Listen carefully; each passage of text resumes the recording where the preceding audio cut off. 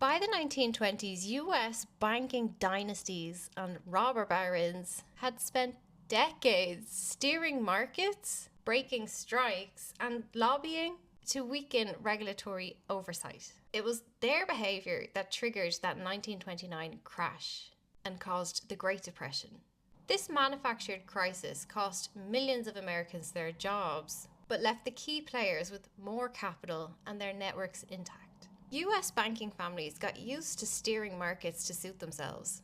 They used speculation, price fixing, and lobbying to corner whole sectors. The crash that tore through the economy was the result of years of reckless finance and monopoly power, and it gave them an opening to tighten control. Roosevelt's New Deal, the emerging trade unions, and visible public anger was putting threat to their profits. And so in 1934, they create the National Industrial Information Committee. The entire goal of this committee was to turn public opinion against trade unions and regulation.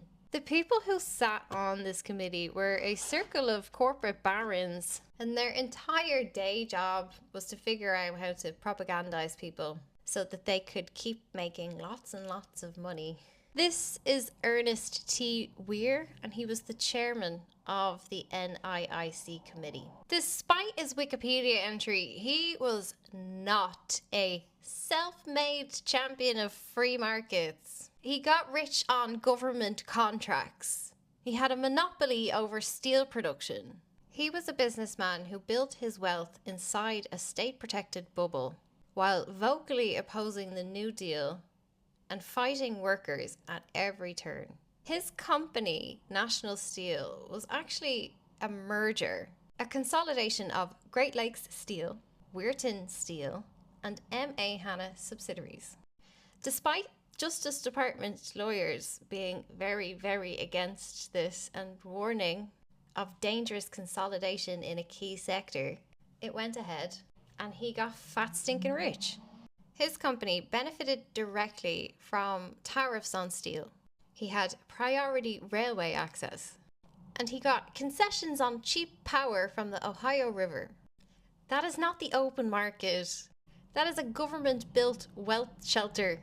His entire business model relied on keeping labor protections weak. He fought unions with intimidation and force while drawing from the public coffers and leveraging public policy that kept his competitors out. He was a hard-lined operator inside a state-backed industrial oligopoly, and he chaired this NIIC board. That name is deliberately dull. National Industrial Information Committee. But behind the boring name and the boring paperwork was an organized publicity campaign. The goal was to make unregulated business look like patriotism. They were backed by 5,000 corporate subscribers, and their headquarters were in Rockefeller Plaza. They had 5 departments: mass media, group relations, company participation, regional offices, and fundraising. $350 million in today's money on print, film, education, clergy outreach, and radio.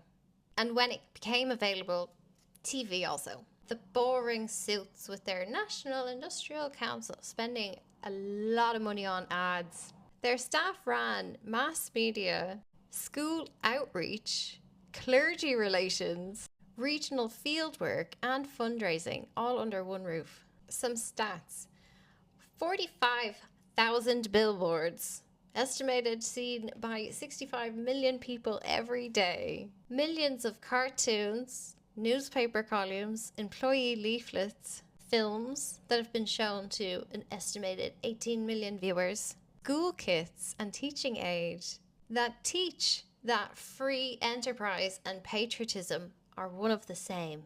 They would send business-friendly materials to the houses of pastors and priests and ministers, and they would pay for radio slots and commentators.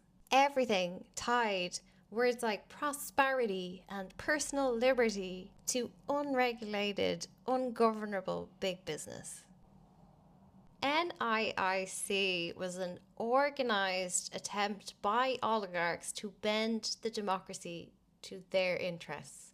They poured money into advertising. For years, they flooded the information ecosystem with one narrative. Your personal freedom requires you to submit to corporate rules.